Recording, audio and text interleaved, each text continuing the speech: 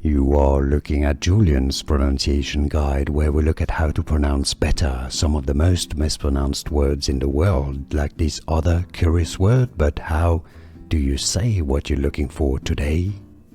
Buenos dias. We are looking at how to pronounce the name of this Spanish poet and playwright and theater director. In Spanish it is said as Federico García Lorca. Federico García Lorca. Federico García Lorca. And now you know. More videos for you here to learn more correct pronunciations. I'll see you there. Thanks for watching.